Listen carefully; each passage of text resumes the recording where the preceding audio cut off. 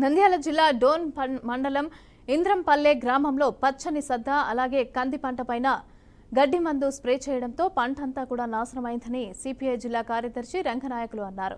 4 ఎకరాల సద్ద అలాగే కంది పంట పైన గడ్డి మందు కొట్టి నాశనం చేసిన దుండగులను కఠినంగా శిక్షించాలని డిమాండ్ చేశారు. ఇక పంట నష్టానికి సంబంధించిన కేసు నమోదు చేసే విషయంలో నిర్లక్ష్యం వహించిన పోలీసులను సస్పెండ్ చేయాలని అన్నారు.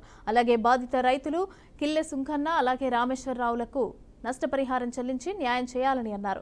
లేని పక్షంలో జిల్లా కలెక్టర్ అలాగే ఎస్పీలకు ఫిర్యాదు చేస్తామని అన్నారు.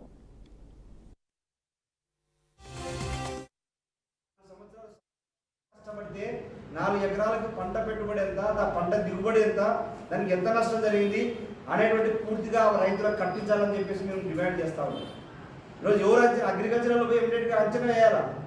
ఈరోజు అంత దుర్మార్గంగా రైతులు ఎక్కడ అనంతపురం జిల్లాలో ఉండేది రైతుల పంటని నాశనం చేసేటువంటిది, అది మన డోన్ మండలంలోకి వచ్చిందంటే దీని ఆదిలోనే దీన్ని కట్టడి చేయకపోతే ఇంకా మరికొంతమంది రైతులు కూడా నష్టపోయేటువంటి అవకాశం ఉంది. దీనిపైన ఖచ్చితంగా రేపు సోమవారంలోపు అధికారులు స్పందించి నిజమైనటువంటి దాని వెనుక ఎవరున్నారు, వాళ్ళే ఉన్నారా, ఇంకా దాని వెనుక ఎవరు కుట్రదారులు ఉన్నారా అనేటువంటి పూర్తి వివరాలు ప్రజలకు, రైతాంగానికి, ప్రజలకు తెలియజేయాల్సినటువంటి బాధ్యత పోలీస్ డిపార్ట్మెంట్ పైన ఉంది.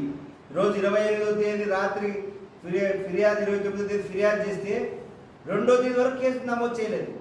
2వ తేదీ బలవంతంగా మేము పోయి గట్టిగా పోయి రైతుల తరఫున మేము మాట్లాడితే